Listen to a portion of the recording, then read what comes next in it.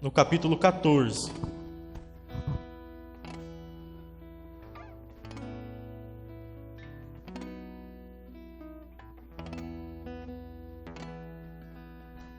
Amém? Números 14.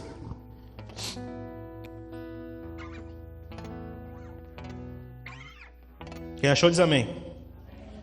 Quem não achou diz misericórdia. Todo mundo achou? Amém? Irmãos, eu vou recapitular então. Amém? Nós estamos diante do texto de Números no capítulo 14, irmãos, que na verdade tem o seu início, pelo menos essa jornada, no capítulo 13. Onde Deus, através de Moisés, envia 12 espias para espiar a terra de Canaã. Amém? Todos têm ciência disso, né? Eles foram designados por Moisés, um de cada tribo de Israel, um representante de cada tribo, de cada família, para ir à frente, para liderar uma missão de investigação, uma missão em que eles poderiam não só ver a terra, mas também se preparar para as batalhas que eram esperadas. Afinal de contas, pessoas moravam naquele lugar. Então eles vão, a Bíblia diz que eles vão, ficam 40 dias, eles voltam, amém? Preste atenção em mim, 40 dias eles voltam, irmãos, e trazem então o relatório da terra. E a Bíblia diz que 10 destes 12 homens que foram enviados como liderança à frente, eles se posicionaram contra o Senhor, eles difamaram a terra e eles fizeram com que o povo entrasse em uma rebelião, em um motim contra Deus e contra Moisés. Amém? Eles em rebeldia então se voltaram contra a promessa, irmãos. O capítulo 13 começa com Deus dizendo bem claro a Moisés: diz ao povo que eu vou dar a terra a eles.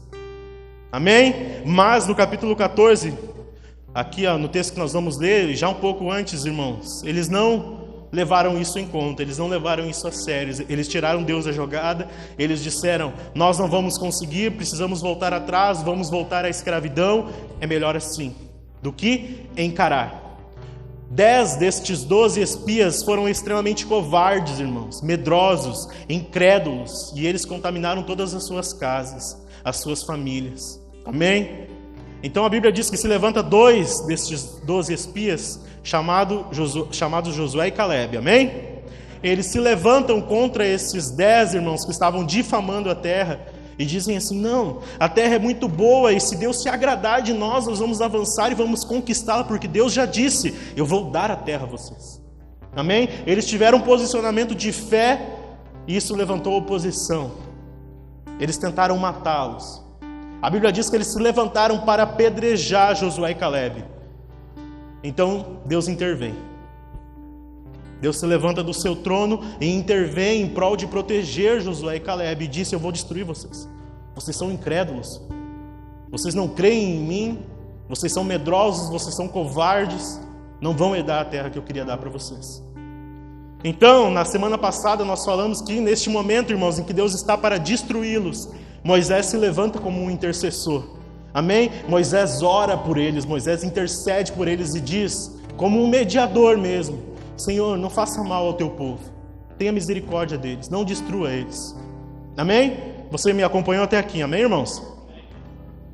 Deus perdoa eles, irmãos. Amém? Deus ouve a oração de Moisés e perdoa eles. Mas, neste ponto aqui agora, irmãos, em que nós vamos ler, foi a gota d'água. A jornada do povo de Israel, irmãos, desde o Egito foi uma jornada complicada.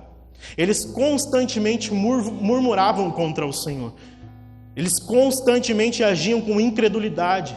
Eles desobedeciam a Deus deliberadamente e Deus os perdoava. Amém? Deus permitia que as consequências do pecado, da desobediência viessem até eles, mas os perdoava e ainda dava vitória a eles. Mas neste momento eles estão na fronteira da terra prometida. Eles estão a poucos passos de herdar a herança. Eles estão, irmãos, no fim da sua jornada, no fim da caminhada. Aqui, irmãos, neste ponto, na fronteira, foi a gota d'água. Deus ouviu a voz de Moisés, Deus ouviu a intercessão, mas disse: eu vou perdoá-los, eu não vou destruí-los, mas eu vou puni-los. E eu quero que você pergunte assim para o irmão que está do seu lado: Bênção ou punição? Não, irmãos, que nem vivo, que nem gente. Vamos lá. Bênção ou punição? Eu sei que está calor, está quente, irmãos, mas vamos lá. Me acompanhe. Entre na mensagem. Viva esse texto. Bênção ou punição? O que você escolhe, meu irmão? Você sabe muito bem que Deus já tinha dito isso a Moisés. Eu coloco diante de vós bênção e maldição. E ele disse a Moisés: Moisés, faz com que o povo entenda que se eles escolherem bênção, eu estarei com eles. Eles serão abençoados porque eu quero abençoá-los. Agora, se eles se rebelarem contra mim, se eles viverem em desobediência, se eles viverem em rebeldia para com aqueles que realmente podem abençoá-los, eles receberão maldição. Eu disse aqui já alguns dias atrás para você, irmãos, que a Bíblia diz que Jesus Cristo nos tira do império das trevas e nos traz para o reino do Filho amado. Então você sai de um lugar e vai para o outro, irmãos. Não existe um meio termo.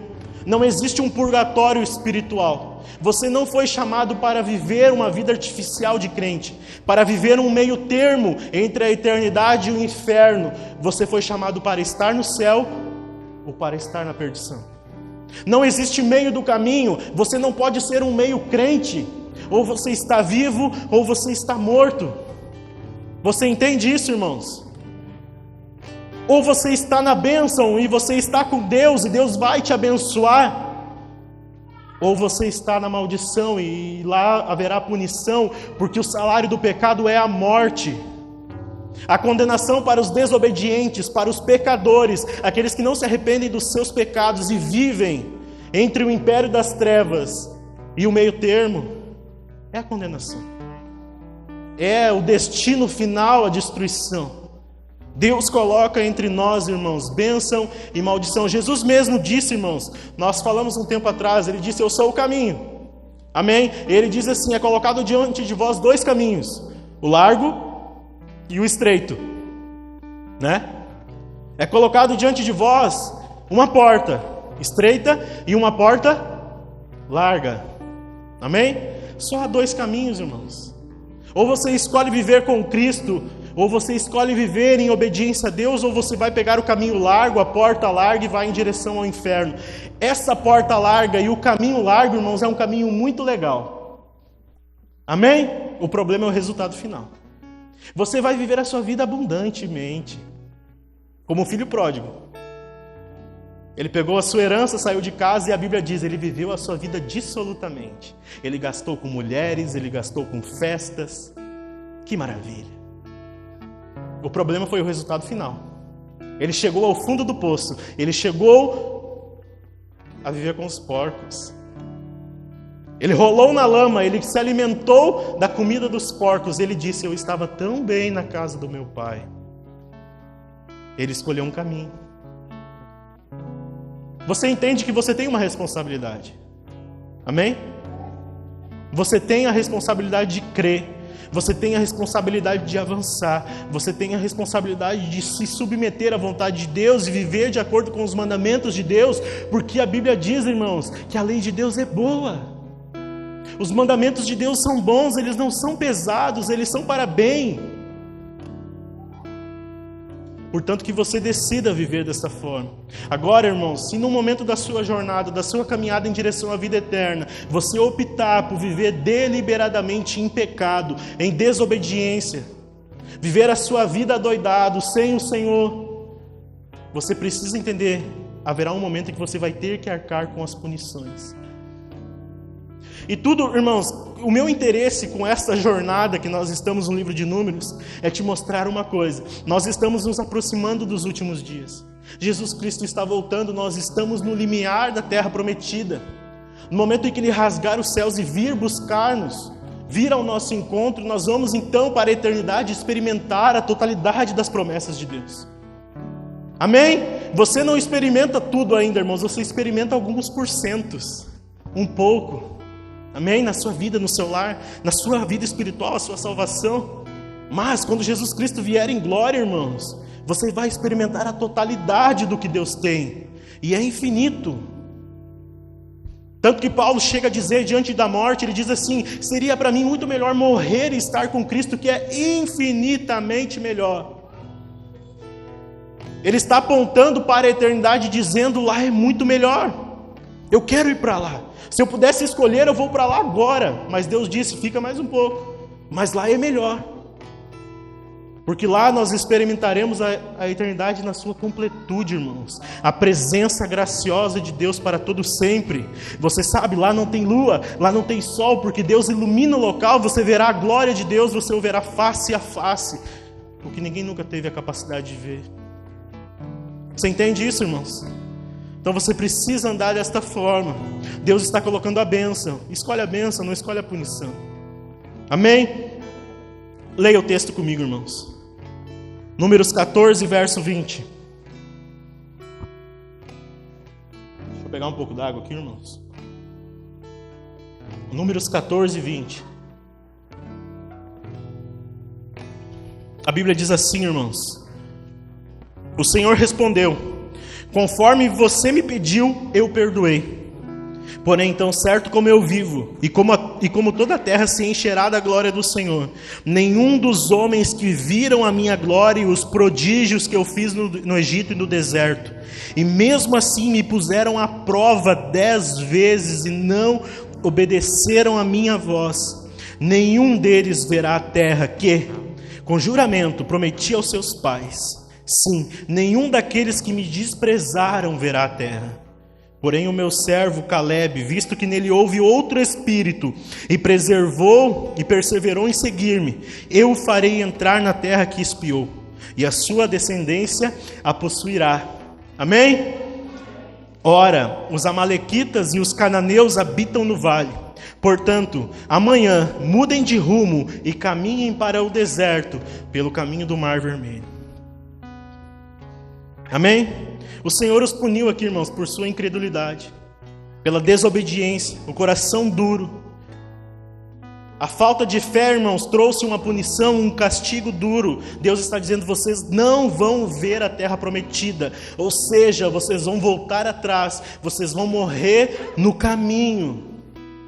Vocês estão diante dos ares da terra, vocês já podem sentir o cheiro da promessa, vocês já podem sentir o cheiro das uvas, do maná, do leite, do mel, que tem tudo lá em abundância. Vocês estão sentindo o cheiro, mas por causa da desobediência e por causa da incredulidade, vocês vão voltar atrás, porque vocês me desprezaram. No texto que você acabou de ler comigo, ele diz: vocês me tentaram 10 vezes, eu perdoei, mas agora foi a gota d'água, porque o Senhor é bom, mas não é bobo. Não brinque com Deus, meu irmão. Não brinque com o Senhor, que é Pai, que é maravilhoso, que é bondoso, que é misericordioso, que perdoa, que abençoa, mas é justo. Não brinque com a presença de Deus na sua caminhada, irmãos, para que você não volte atrás, para que você não nade, morra na praia. O foco desta série de mensagens, irmãos, é tratar das coisas que estão nos impedindo de avançar em direção à promessa. Eu falo isso com todo o meu coração para vocês, irmãos, com peso de estar aqui em cima, porque eu estou tratando de algo sério, porque eu quero que vocês estejam no céu, na glória comigo na eternidade. Eu não quero que nenhum de vocês possa experimentar uma eternidade sem o Senhor no inferno. Eu não quero isso, irmãos. Então é com um pesar no coração que eu trato dessas coisas. É entendendo que há um peso sobre essa palavra. Não brinque com as coisas de Deus, irmãos. De Deus não se zomba. Tudo que o homem plantar, ele certamente vai colher. Nós chamamos Deus de Pai, irmãos, e ignoramos algumas coisas. Deus não é como os nossos pais terrenos, em que em algum momento falham. Deus não passa a mão na cabeça de ninguém. Deus não ignora os problemas. Deus não varre os problemas para debaixo do tapete. Deus não escolhe a paz e ignora as dificuldades. Deus não faz isso. Ele trata o coração. Ele trata as feridas. Nós lemos aqui no verso 22, irmãos: Que a punição ela consiste em desobediência e incredulidade. Vocês me desobedeceram e a desobediência de vocês levou à incredulidade. O que é incredulidade, irmãos? É viver em falta de fé, é viver em falta de confiança, é deixar de acreditar no Senhor, é deixar de depender do Senhor. Você precisa entender uma coisa, irmãos: quando você cai em algum pecado, quando você desobedece ao Senhor deliberadamente, porque a Bíblia diz assim: aquele que sabe o que deve fazer e não faz, nele há pecado. Quando você age desta forma, quando diante das suas escolhas, das suas atitudes, você sabe o que precisa ser feito, mas faz o contrário deliberadamente. Entenda uma coisa, irmãos: a desobediência traz consequências. Quando você desobedece o Senhor, irmãos, a sua fé ela diminui. A sua fé esmorece. Ela atrofia. Quando você desobedece o Senhor, significa que diante da sua caminhada, você o tirou do centro, do foco da sua vida. E a partir desse momento, a razão da sua fé foi deixada de lado. Por óbvio, ela vai desmoronar. Você sabe do exemplo de Pedro no barquinho e na tempestade? Ele estava com medo. As tempestades açoitavam o barco. E a Bíblia diz que Jesus veio ao encontro dele caminhando sobre as águas. Amém? Quem conhece esse trecho da palavra?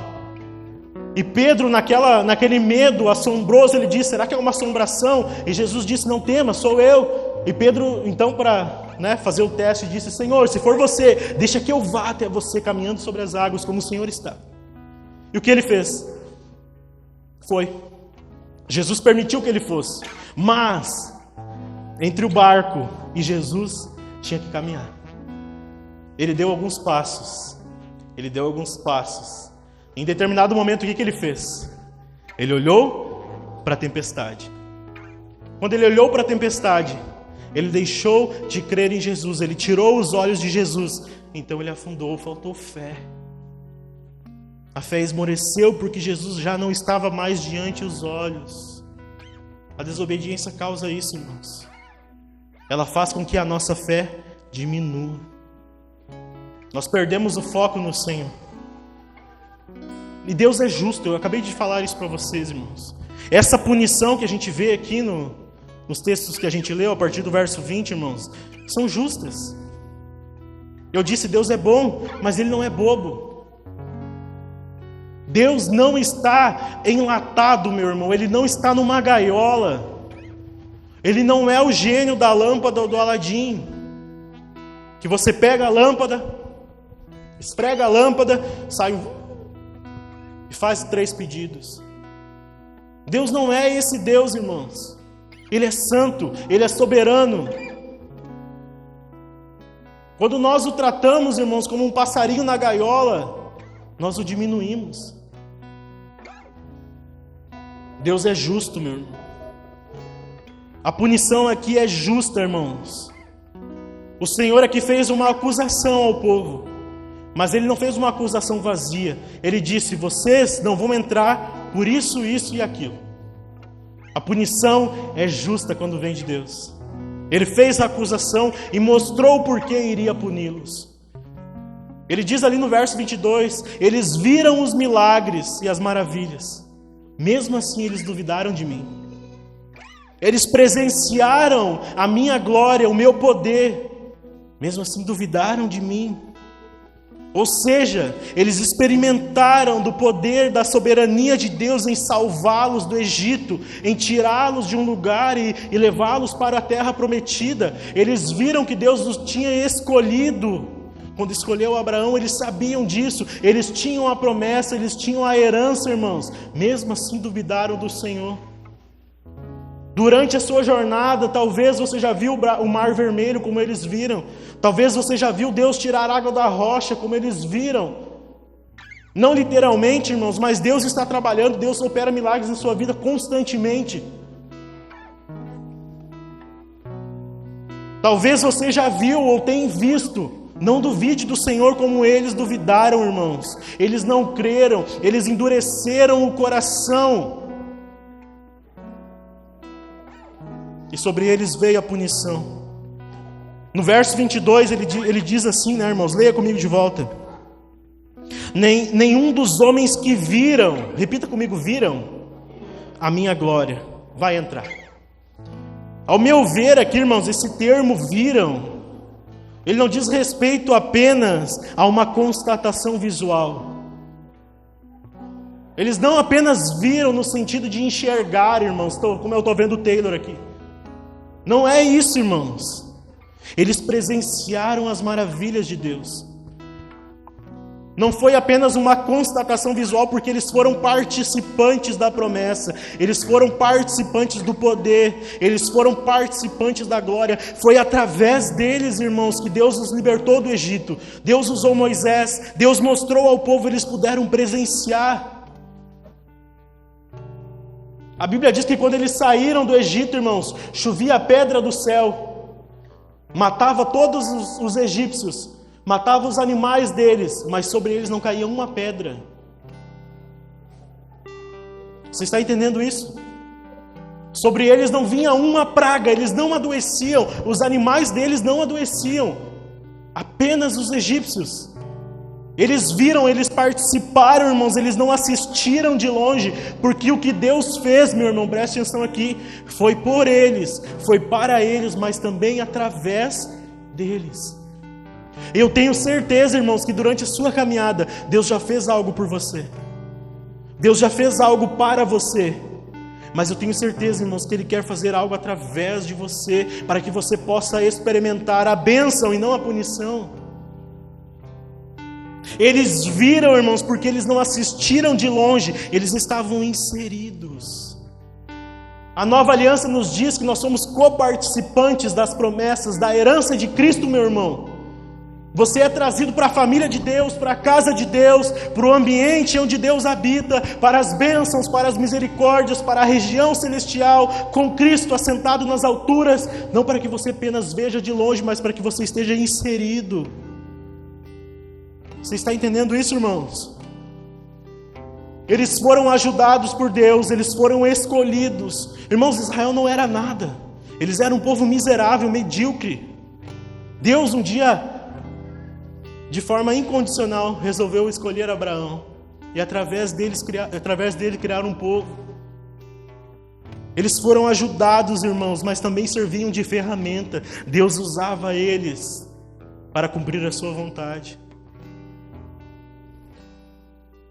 Você não está vendo distante, irmãos. Você não está vendo de longe. Você está participando da história da redenção, do que Deus está fazendo no mundo. Amém, irmãos? Sabe por que eu estou dizendo isso, irmãos? Porque o crente vive mais do que um crer, um ver para crer. Quem conhece aqui o texto de Tomé lá? Ele precisou ver para crer. Você vive mais do que um ver para crer, irmãos. Você não anda por vista. O justo anda pela fé, o justo vive pela fé, não pelo que vê. Amém? Nós não andamos por vista, irmãos. Mas as formas que Deus trabalha na minha e na sua vida, irmãos, nos inserem naquilo que Ele está fazendo. Você é colocado, irmãos, nos detalhes da forma como Deus está conduzindo a história. Você está presenciando, você está experienciando. O deserto da sua vida, meu irmão, é uma escola. É um lugar onde Deus trata o seu coração, é um lugar onde Deus trata a sua vida, é em meio às dificuldades, é em meio às batalhas, porque você está experienciando, você está numa jornada de aperfeiçoamento, irmãos, em direção à glória. O que Deus está fazendo, Ele está fazendo através de você também, você está inserido. Amém? Nós vivemos mais do que um ver para crer, irmãos. Em nome de Jesus. Você pode dar glória a Deus por isso, irmãos? Nós vivemos mais do que um ver para crer. Mas porque nós cremos, irmãos, você pode ver. Amém? Você não é guiado por vista. Você é guiado pela fé. Mas, através da fé que você tem em Cristo Jesus, você pode ver. Você pode participar, irmãos. Em nome de Jesus. Deus está, meu irmão, na tempestade. Deus está na calmaria. Deus está na fome. Deus está na abundância. Deus está em todas as coisas. Veja o Senhor agir. Veja as bênçãos de Deus nos detalhes, irmãos. Não ignore a sua caminhada. Amém? Quando nós reduzimos, irmãos, as obras de Deus apenas aquilo que nós podemos ver e tocar, apenas aquilo que nós podemos palpar, quando nós fizemos isso, irmãos, nós estamos reduzindo as obras de Deus ao que nós achamos que é bom para nós. Quando nós fizemos isso, irmãos, quando nós reduzimos o agir de Deus apenas as coisas que a gente pode tocar, apenas aquilo que é conveniente, irmãos, nós estamos reduzindo as obras de Deus. Sabe por quê, irmãos? Não é por acaso. Muitas pessoas abandonam a fé, irmãos. Muitas pessoas na jornada, na caminhada em direção à vida eterna, na primeira dificuldade elas voltam atrás. Sabe por quê? Porque elas querem reter de Deus apenas aquilo que é conveniente, apenas aquilo que salta aos olhos. Ah, Deus não me deu, então eu vou embora. Deus não fez assim, então eu vou embora. Eu estou doente, é sinal que Deus não me ama, então eu vou embora. Porque nós queremos, irmãos, e é tentador isso, reter de Deus apenas aquilo que é conveniente, apenas aquilo que salta aos olhos, aquilo que reluz e a gente acha que é ouro. Nós não andamos dessa forma, irmãos. Deus não está enlatado. Na tempestade Ele está com você. O povo de Israel não entendia isso, irmãos. Nas dificuldades, nas provações do deserto, nas batalhas, irmãos, eles se revoltavam contra o Senhor, eles se rebelavam, irmãos. Eles diziam: vamos voltar ao Egito, lá tinha comida, nós éramos escravos, mas era melhor do que ficar nesse deserto aí. Eles reduziam as obras de Deus apenas aquilo que eles podiam ver. Em meio às dificuldades, eles não percebiam que Deus estava trabalhando, irmãos. A Bíblia diz assim que Deus ninguém tenta, mas Ele prova.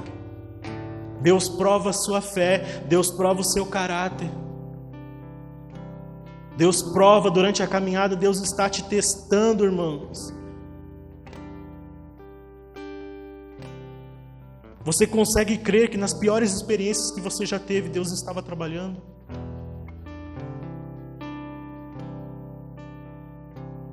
Você estava passando por dificuldade, por problema, mas hoje você está aqui porque Deus estava trabalhando.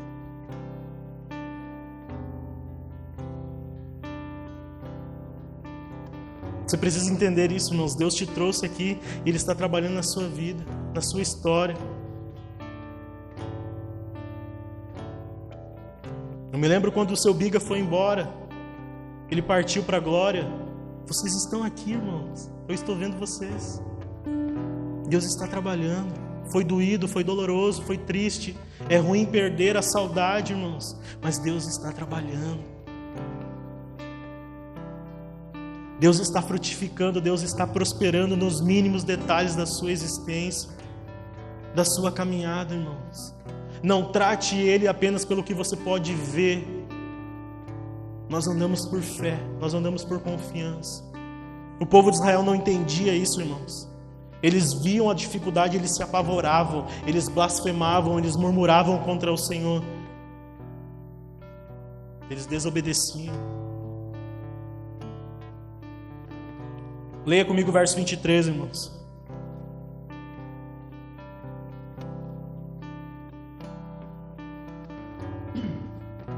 Vamos ver a sentença, então, da punição.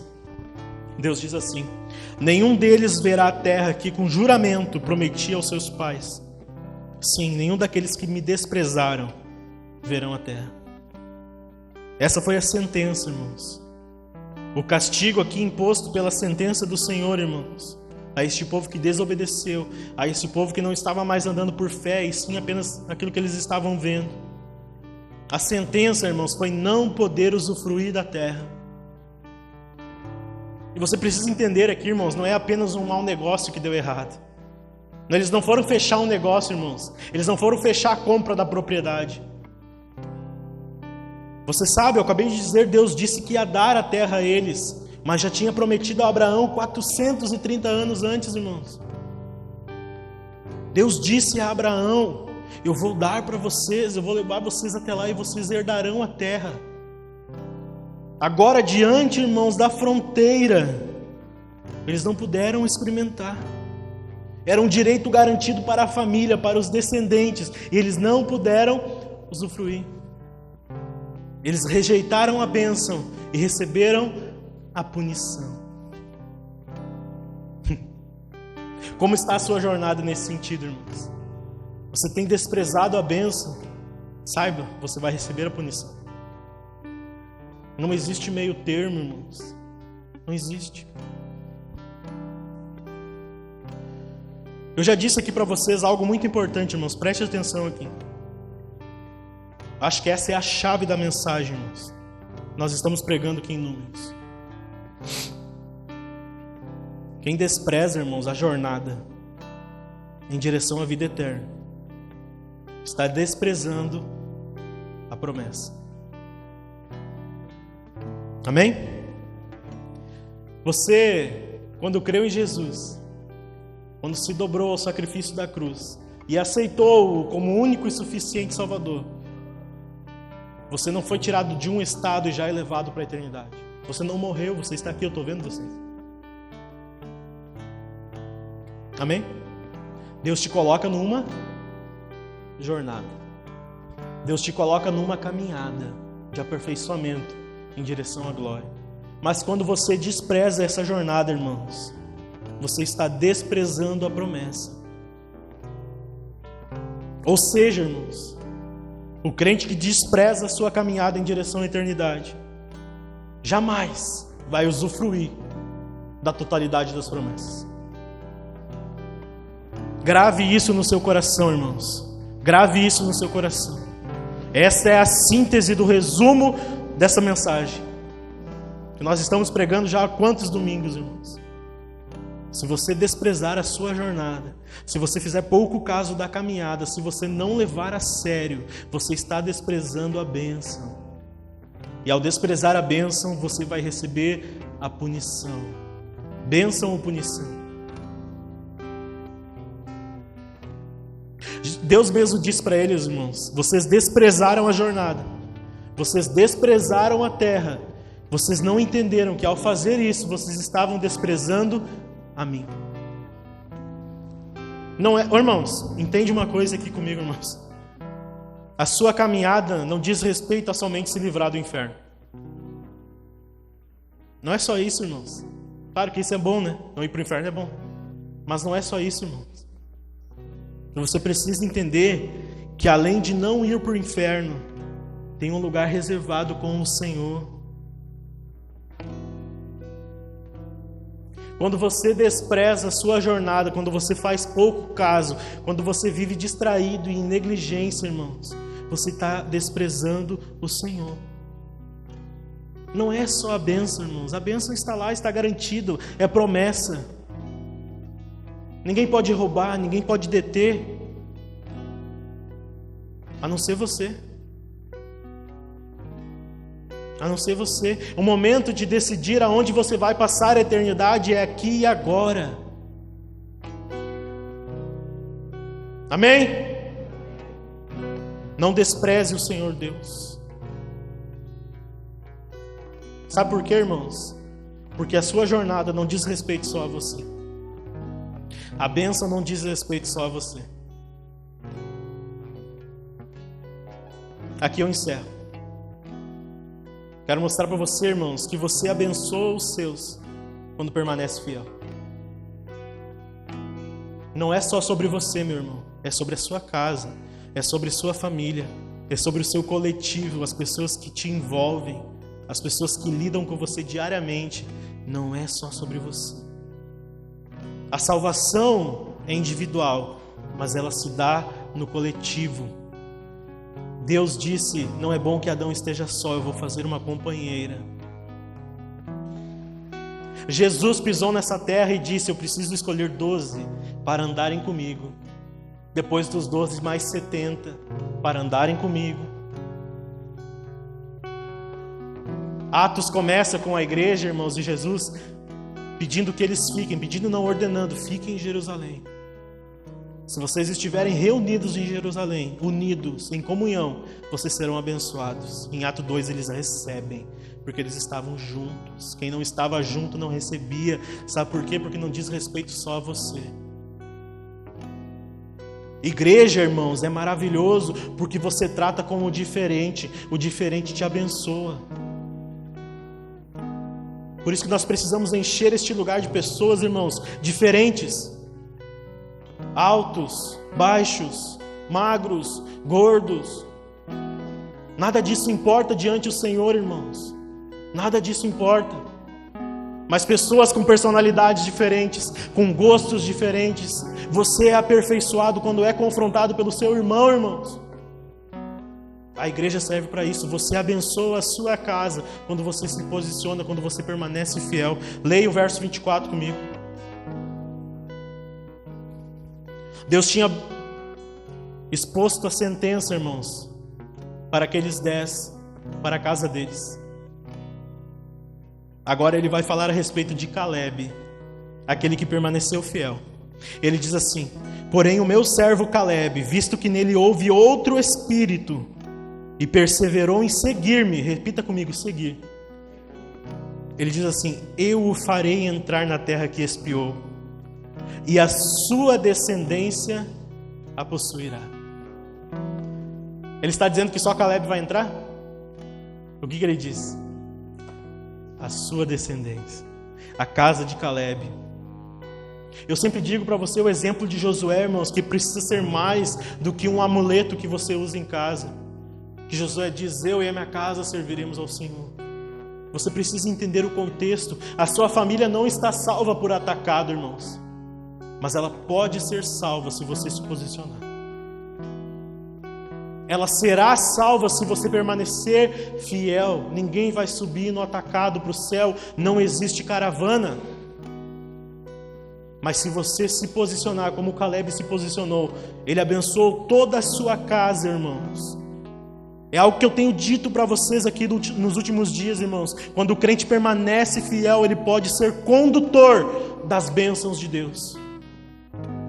O contrário também é verdadeiro, irmãos. Quando o crente é desobediente, ele será condutor de punição.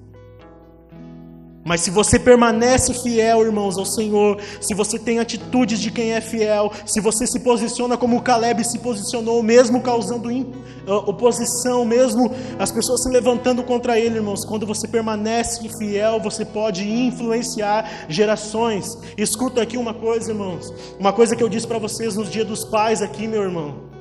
Os seus relacionamentos não estão fadados ao fracasso, porque o seu avô traía a sua avó.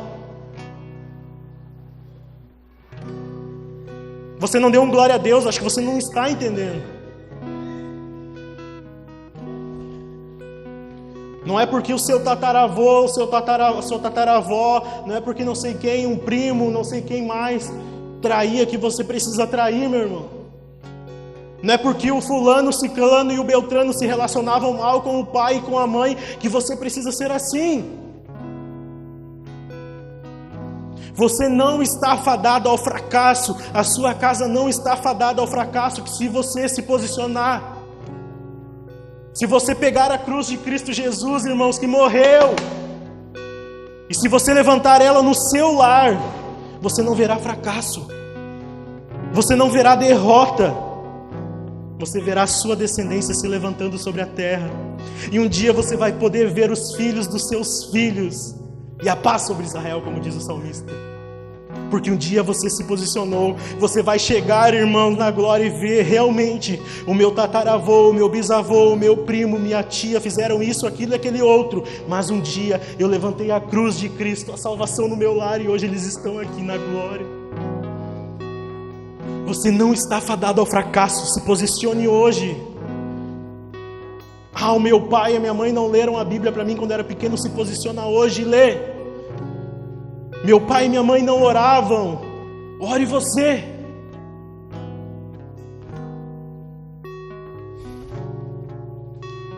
Ore você, ensine você, o menino, no caminho que ele deve andar, ensine. Você assuma a responsabilidade. Meu irmão, você foi escolhido pelo Senhor, assuma essa responsabilidade em nome de Jesus. Você abençoa as suas gerações, você abençoa os seus descendentes. Você precisa estar pensando nos seus filhos, nos seus netos, nos seus bisnetos. E eu não estou falando aqui de coisas materiais simplesmente. Não adianta, irmãos, preste atenção uma coisa. Não adianta você instruir o seu filho numa profissão se ele for um desgraçado espiritualmente.